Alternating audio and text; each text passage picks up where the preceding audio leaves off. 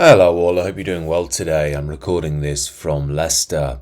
I'm actually out in the Shire visiting my mother with my wife and my son, and I can work from home mostly, so it's very nice for me to come back. But why it's especially nice for me to come back is because I can walk around my old haunts with my son and my wife, and it's a reminder of how far that I've come from being very lost 10 to 15 years ago. I actually have a special little route out in the countryside. And I used to walk or run actually that route many years ago when I was completely lost. I had nothing. I did not know where to go in life. It wasn't a special place at that time. But now I look back on it, I really can see that was the beginning of the formation of my soul. God was preparing me via harshness and pain and struggle. But now I can really now see why, because he had to put me through that so I could learn. Now, as I say, this was a tough time in my life back in the day. I had nothing at that point. Life just wasn't working out for me. My brother had died, got mixed up in drugs. My friends had moved on. And I'd studied basically what is wokeism, critical theory. So I just didn't really have anything in life. And I was pretty lost as well. No job. I was about 24, 25. Thinking, what am I going to do with my life?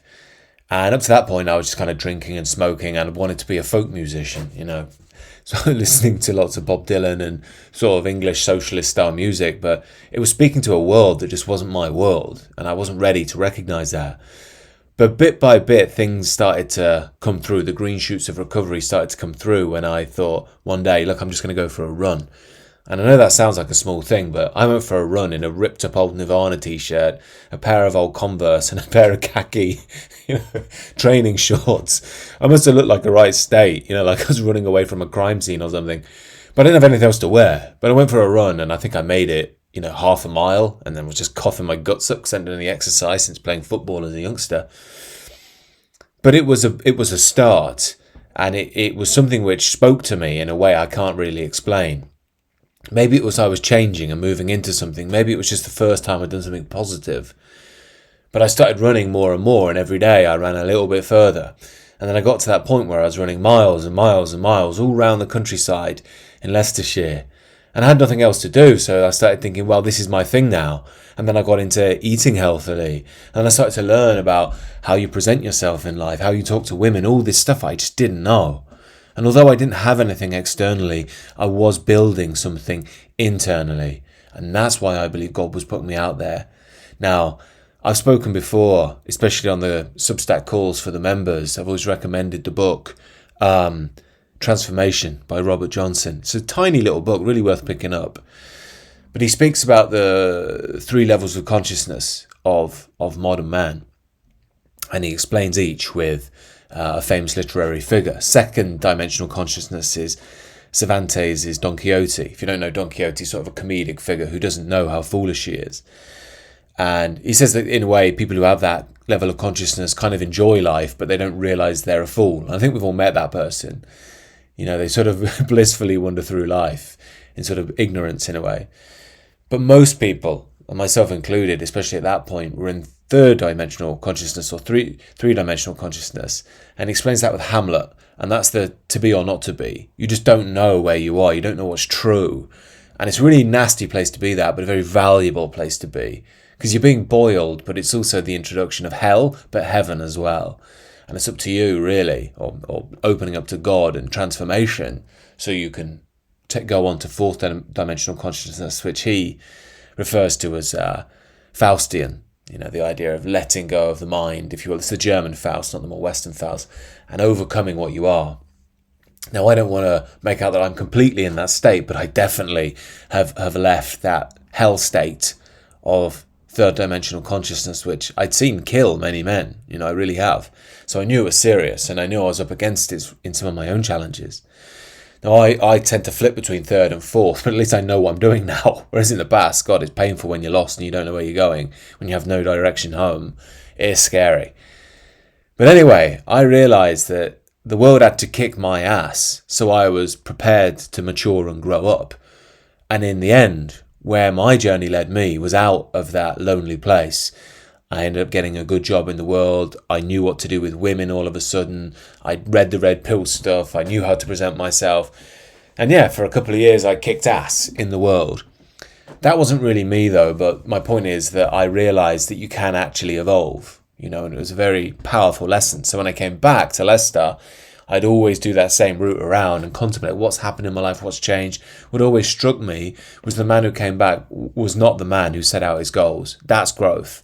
When you're walking around that same path out in nature and you're thinking, it's just not the same me that made those goals. You're like, yeah, you've succeeded. You've gone on to the next level. Now, again, sometimes that takes 10 years, 20 years, 30 years. Sometimes you do it in 3 weeks. Time doesn't matter so much as being on the right path. So the point I'm making here is I had to go through these spells in order to gain the next level in the world. But if you're a regular viewer, you'll know that I realised the frailty and the false promise of the world, the fool's gold of the world, if you like. I've spoken about that a lot on the channel. Women, money, status, looking the part. This is everything modernity promises. And I think some people, they either just haven't really connected with their soul. You could say they're in two-dimensional consciousness in some senses.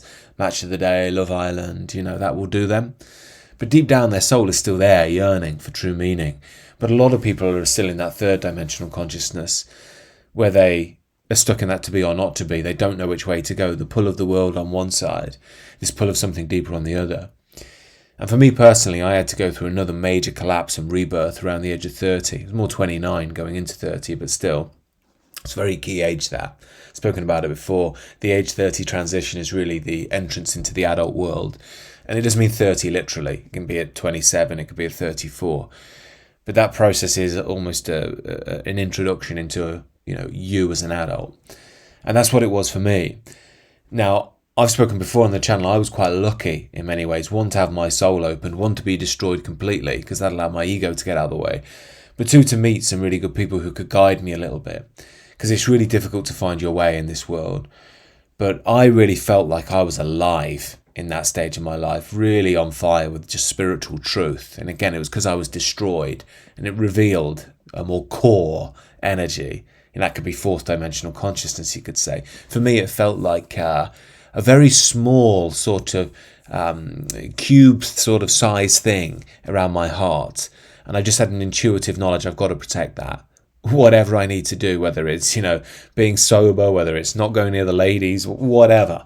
I need to keep peace around that thing and allow it to grow. And that was the right intuition. Again, that intuition was beyond me, really. It's the voiceless voice that gives me that knowledge. And I found that, again, I was just advancing in the external world still, but that didn't bother me so much. What was really getting me now was I felt at peace within. Now, it wasn't a perfect peace in the sense that, from that moment on, I've never had a bad day. I'm not saying that. But it was something where I just felt life is all right. I'm not terrified of life anymore. As I was growing up, when you have people dying around you, don't know where you're going. It's rough, man. It's rough. But I feel like, I'm finding my way now. I really am. I feel like I've actually got a foundation.